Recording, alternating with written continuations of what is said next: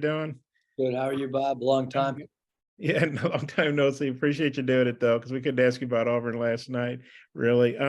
Hey, I was thinking about it, and I think maybe the word we both were looking for about Ricky not starting to have maybe it's accountability. Do you think that's a good word? I mean, when a guy plays that kind of minutes, you got to, and he's not performing up to his usual level, you got to hold him accountable. Is that maybe what you're going for?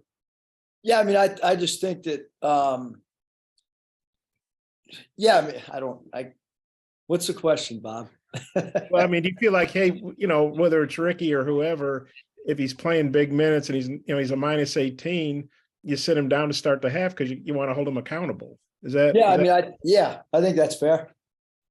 Oh, okay, maybe could you expand on that a little bit? And also, I thought Ricky had a pretty mature approach. Some guys, they don't take that too well. And he came back and played, exceptionally well in the second half. Just what do you think about the maturity and how he handled that?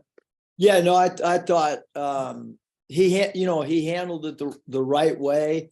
Because I think anytime that a role changes or whatever, you always want to be ready when called upon. And I thought when he went in the second half, he was phenomenal. But there's also got to be a certain trust factor between player and coach that because I mean we were still down in the half. Like, I mean, we need, I mean, he's one of our best scorers. He's one of the best in the SEC at creating his own shot. So we certainly needed, we needed Ricky to perform well, whether he started in the second half or not. So do you go to him in the locker room and say, hey, Ricky, you're not starting a half, or how do you handle that? It didn't quite go like that, but how'd it go? Hey, when Joseph, you're starting, Ricky, you're not starting. Okay. Well, that's clear and to the point. I like that. And then actually, I think Scotty's honored, but I think he's got an ill child at home.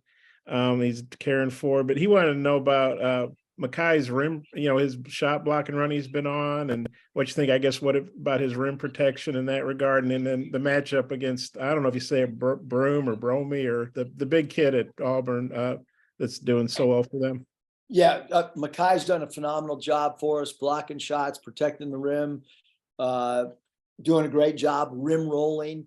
And then certainly, number 4 and number 44, Cardwell is a returner, and 4 is a transfer. Both those guys are really good shot blockers, excellent around the rim.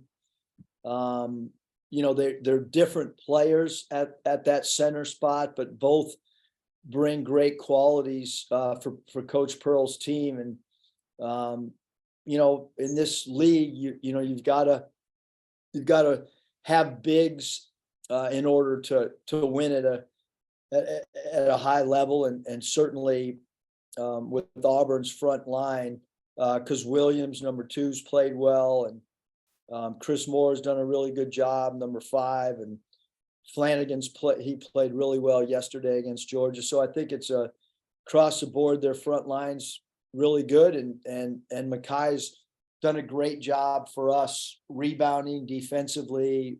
Like I said, done a good job rolling and catching the ball in traffic off our pick and roll game, and certainly done a really good job protecting the rim. You talked about trust a minute ago. What kind of increased trust that maybe you and the coaching staff and the players have in Joseph? And I assume he's probably earned more minutes moving forward. Yeah, Joseph's, I mean, he's done it, he's done what you would hope, which all of our guys have, staying ready, getting shots up, getting reps up, taking practice serious. I think all of our guys have done a really good job of that. And then he got an opportunity. I mean, Joseph's strength is an area that we've struggled in. And, he can make threes. He can stretch the defense out. He's got a really quick release. And at times we've really needed perimeter shooting. And so he's been able, he was able to provide that for us. And some other nights it might be a different type player that's needed. I mean, in our San Diego State game, Barry Dunning played, I think, 7 minutes in that game. Because we needed, some physicality and some length, and needed a guy that could guard kind of a 3-4 against San Diego State based on some foul trouble. So you just never know when you're going to be called upon. You just hope that, when you go in, that you can produce and help the team. Okay, I've got a couple more. I'll turn it back to Mike. Thanks, Eric. Hutch? Yeah, Coach, I'm curious if you've maybe been able to pinpoint a reason behind y'all's slow offensive starts the last couple of games, and maybe what y'all are going to maybe focus on at practice the next couple of days to help that against Auburn.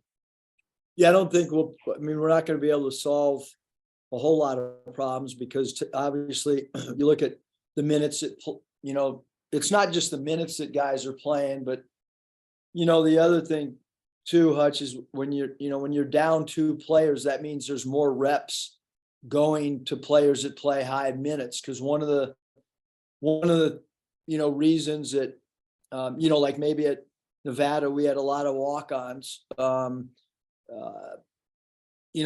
You're able to get more reps spread out, but you're still able to cover a lot of things. And with a smaller roster, everybody's kind of getting reps. And so it's, we're not going to be able to go long today. And then tomorrow, we'll shoot once we get to Auburn, but we're not going to be able to, it's a travel day. And there's a reason it's 40 minutes. I'd certainly rather be playing better in the second half and closing games out than playing really bad and at the end of the game and playing great out of the gate. That's fair. And also going back to Makai, we've noticed that it seems like he scores y'all's first points almost every game the last several month or so. Is that just a coincidence, or is there something about him early in games that y'all like going to? Well, I think you want to reward a guy that's a defensive anchor for you. And I think that anytime you can score or touch the ball, Coach Daly used to talk about engagement. You kind of get engaged in the game quickly if you feel a part of it.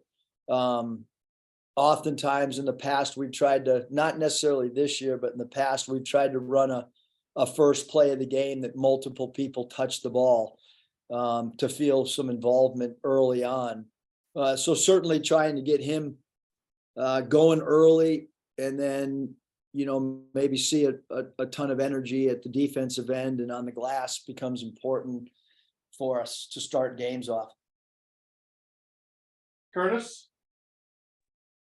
Hey, Coach, you kind of touched on some of this, but you mentioned last night that you guys kind of had that full week of prep for this Missouri game. Now you're on the opposite end of the spectrum with the short turnaround and the travel day. I'm just curious, how do you turn the page quickly after an emotional win and then get the level of scout and game preparation that you want to in? I've got to assume your staff has a lot to do with that. Yeah, the staff's done a great job. I mean, we rotate the preps, all 3 of them. And I kind of like the delivery that all 3 guys do. Ruta's got his own approach. Coach Smart has his own approach. Coach Arginal has his own approach. And then, we sit together and collaborate on ideas as well and come up with a game plan and a plan A, plan B, and a plan C.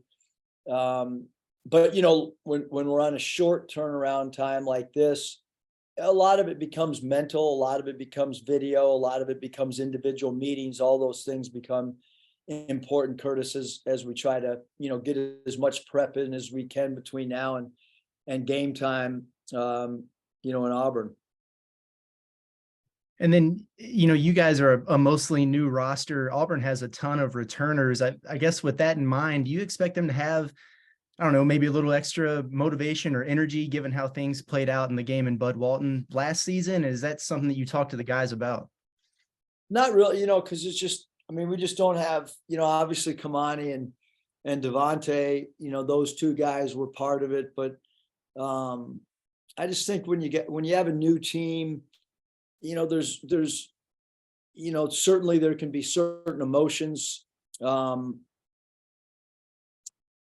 was worried about how are we going to play against Missouri, based on, last year, the way we played so well. And there was a large, scoring difference in the game at our place. Were we going to be focused and have tremendous respect? And I mean, my wife said that none of them were here. They don't even know the score, Coach. Like, why are you worried about that? And she's right. And I think same thing with this. I mean, I know how good Flanagan is, and I know, how good Williams is and what a matchup problem number 2 is. And I know the energy that Cardwell brings and the enthusiasm that he brings to the home crowd. And we know the explosiveness in the backcourt of Green and Johnson, how they can shoot threes and dribble drive. And we know that Chris Moore plays with great energy and pounds the offensive boards and is a really good cutter and improved 3-point shooter. We know Jasper can make threes and puts great ball pressure. And Donaldson, number 3, has played some really good games for a freshman. So all these things, but we got to teach our guys who these players are, because it's a new team in the SEC rotation, so to speak. Bob, follow up. Yeah, Eric, obviously Auburn had kind of a tough loss at Georgia. Georgia looks like they're a lot better than last year, but they've won. Auburn, I'm talking about, has won 26 in a row at home. How big a challenge is it playing in that arena? It's kind of cozy and they get pretty rowdy and stuff. Yeah, I mean, I think I think everybody in the country knows that playing a road game at Auburn is as hard as anywhere in the country. Coach Pearl has done a great job of creating an environment. I know the last home game they had, I watched it on TV and it looked like they had a great student turnout, even though we all know it's still a school break time. But yeah, that's a really, really hard place to play. And the record tells you so. When you win that many games in a row, that's why it's one of the hardest buildings to win in the country. And I know they all even out, 9 at home, 9 on the road, but 3 of your next 4 are on the road. And I think 4 of your first 6 are on the road in the conference. Just how tough is that? Yes. I mean, like you said, Bob, I think it'll all even out. I think with each road game, our younger players and our new roster kind of grows together. I don't think there's any doubt that the LSU environment was new for all of us, and you grow and you learn through those experiences. Playing in Hawaii, I think, really helped us, and love the environment in Tulsa. That was really good for our team. But I mean, I just hope that we continue to learn and grow, and road games oftentimes help you do that. And then we know Nick, I guess, saw a specialist out in California. Any update on him? I assume he's still out indefinitely. And Yep. Yeah, there's no update. Has seen a specialist, remains in LA.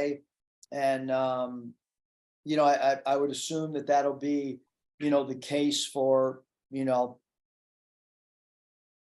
next, not to speculate, but I mean, that's probably going to be the case for, throughout the rest of the month. And then, where it is at that point, probably, reevaluated, but certainly, not the expectation that he'll play in the next few games.